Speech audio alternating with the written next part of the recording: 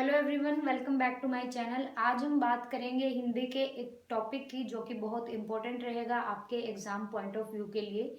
हम बात कर रहे हैं शब्द विचार की। शब्द विचार थोड़ा सा वास्ट टॉपिक है, थोड़ा सा बड़ा टॉपिक है, लेकिन बहुत ही इंपॉर्टेंट टॉपिक है और इस टॉपिक से लगभग आप 30% हिंदी का सेक्शन कवर कर चुके होंगे। तो चलिए स्टार्ट करते हैं अपना आज का लेसन। मैंने बहुत छोटा सा लिखा है यहाँ पर, लेकिन काफी इंपॉर्टेंट रहेगा। ऐसे कई सारे पार्ट्स होंगे शब्द विचार में, काफी सारे पार्ट्स बनेंगे जिसमें हम अलग अलग कैटेगरी में डिवाइड करके कंप्लीट करेंगे वीडियो के थ्रू। शब्द विचार, सबसे पहले मैंने डेफिनेशन लिखी है। शब्द विचार किसे कहते हैं? एक या एक से अधिक वर्णों से बनी स्वतंत्र सार्थक ध्वनि को शब्द कहते हैं। शब्द में देखिए, एक वर्ण भी हो सकता है और एक से ज्यादा वर्ण भी हो सकते हैं। एक या एक से ज्यादा वर्णों से मिलकर बनी हुई सार्थक ध्वनि, मतलब जिसका कोई मीनिंग होता है, सार्थक होता है जिसका कोई अर्थ निकलता है, उस ध्वनि से उस ध्वनि को शब्द कहते हैं। और शब्दों की जो प्रकृति होती है वो भिन्न भिन्न होती है, अलग अलग तरह के शब्द होते हैं। वो कैसे? शब्द के भेद हैं, दो तरह से डिवाइड किया गया है। शब्द के भेदों को दो प्रकार से मेनली डिवाइड किया गया है। एक किया गया है स्रोत के आधार पर और एक किया गया है रचना के आधार पर। स्रोत के आधार पर आपको तीन भेद मिलेंगे, लेकिन बेसिकली हम नॉर्मली क्या पढ़ते हैं कि हमें दो भेद पता होते हैं, एक तत्सम और एक होता है तद्भव। लेकिन मैंने अर्ध तत्सम भी लिखा है, बहुत कम यूज होता है। दो कैटेगरी में स्रोत के आधार पर डिवाइड किया गया है, एक तत्सम तद्भव और अर्ध तत्सम। एक होता है देशज और एक होता है विदेशज।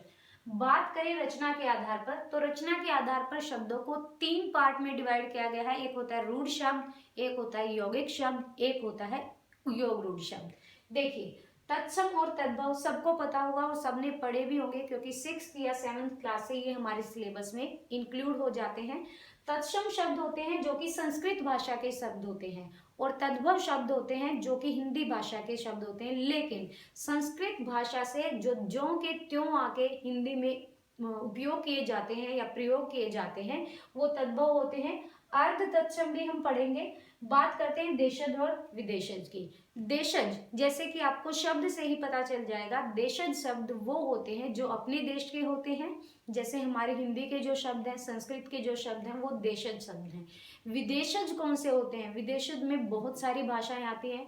जैसे आपको पता होगा कि हमारे देश पर अलग अलग तरह के लोगों ने शासन किया है। अरबी भी आए, तुर्की भी आए, पुर्तगाली भी आए, फारसी भी आए, अंग्रेज भी आए, ये पश्तो, चीनी, ये सारे लोगों ने अपनी कुछ ना कुछ यहाँ पर शब्द छोड़ गए, तो विदेशज में वो शब्द आते हैं। मैं आपको तत्सम और तद्भव की एक वीडियो अलग से दूंगी जिसमें तत्सम तद्भव शब्द होंगे, आप उनको कोरिलेट कर पाएंगे, वो कैसे एक दूसरे से अलग होते हैं और कैसे एक दूसरे से जुड़े हुए होते हैं। देशज और विदेशज की एक अलग वीडियो होगी। रूढ़ शब्दों की बात करें तो रूढ़ शब्दों का क्या होता है? रूढ़ शब्द किसी एक सिंगल शब्द से बनकर बने होते हैं, अकेला शब्द होगा। यौगिक में क्या होगा? दो शब्दों का मेल होगा। और योग रूढ़ में क्या होता है? योग रूढ़ में इस शब्द का कोई तीसरा अर्थ निकलता है, पर्टिकुलर एक अर्थ निकलता है योग रूढ़ शब्द में। ये सारे शब्द हम करेंगे अगली वीडियो में, मतलब हम अलग अलग डिवाइड करके करेंगे इस पूरे चैप्टर को कंप्लीट। तत्सम तद्भव करेंगे, फिर देशज विदेशज करेंगे, फिर रूढ़, यौगिक और योग रूढ़ करेंगे। रूढ़, यौगिक और योग रूढ़ एक ही वीडियो में कंप्लीट हो जाएगा। बेसिकली 3-4 वीडियो बनेंगे इसके ऊपर। तत्सम की बात करते हैं। तत्सम देखिए, तत् प्लस सम, अगर इसका संधि विच्छेद करते हैं तो तत् प्लस सम। और ये वाला जो त होता है ये आधा त ही होता है। अगर इसको हम संधि विच्छेद हो गया तत् प्लस सम, लेकिन अगर इसको हम इसकी संधि बनाकर लिखें या इसको पूरा जोड़ के लिखें तो यहाँ पर तत्सम मतलब आधा त ही लिखा जाता है, जो हलंत वाला त होता है इसके लिए। तत् प्लस सम का अर्थ होता है उसके समान। किसके समान? संस्कृत के समान। जो शब्द संस्कृत भाषा से हिंदी में ज्यों के त्यों आ गए हैं, जैसे पुष्प, अब कोई भी पुष्प नहीं कहता, अब क्या कहते हैं? फूल कहते हैं। कवि, कवि को कवि ही बोला जाता है, लेकिन कुछ वर्ड ऐसे हैं जिनका तद्भव रूप हो गया है, लेकिन कुछ वर्ड ऐसे हैं जिनका तत्सम ही रूप अभी भी हमारी हिंदी भाषा में प्रचलित है।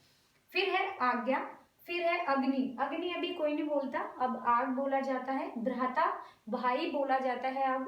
फिर है वत्स, वत्स को बेटा बोला जाता है। वायु, वायु मतलब हवा जो हमारे एटमॉस्फेयर में है। तो पहले ये सारे शब्द बोले जाते थे, इनको तत्सम शब्द कहते हैं और ये संस्कृत में ज्यादा पाए जाते हैं।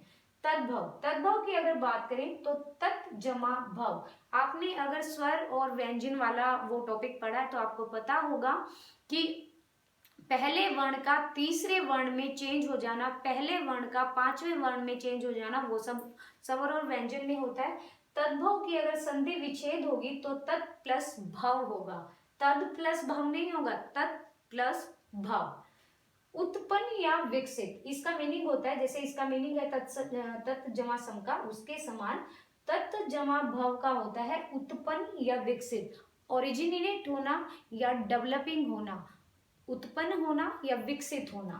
वे शब्द जो संस्कृत से उत्पन्न या विकसित हुए, जैसे मोर, बच्चा, फूल, यही शब्द है वो तत्सम का थोड़ा सा बदला हुआ रूप है तद्भव में, क्योंकि ये शब्द संस्कृत से आए हैं लेकिन इनका रूप क्या है, बदल गया है, इनका बोलने का तरीका बदल गया है, इसीलिए इनको तद्भव शब्द बोला जाता है। हमारे हिंदी में जितने भी शब्द हैं वो सारे तद्भव रूप में है और कुछ एक तत्सम रूप में है। मैं आपको लिस्ट दूंगी और पूरा वीडियो हम बोर्ड पे ही करेंगे कि कौन से तत्सम होते हैं और कौन से तद्भव होते हैं, वो सारे आपके एग्जाम में आए हुए शब्द होंगे।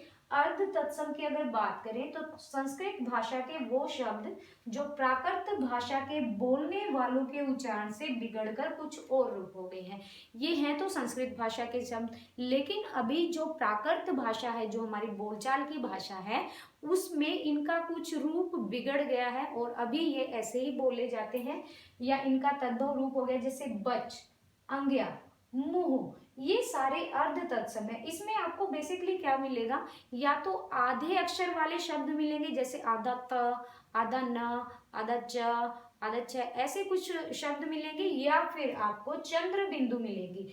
नेक्स्ट वीडियो में हम ट्रिक से करेंगे तत्सम और तद्भव को कैसे पहचाना जाता है और कौन से ऐसे शब्द हैं जो कि तत्सम और तद्भव में आए जाते हैं, पाए जाते हैं। ठीक है, अगर आपको वीडियो पसंद आए तो वीडियो को लाइक कीजिएगा और शेयर कीजिएगा वीडियो को। So thank you so much, thank you video देखने के लिए।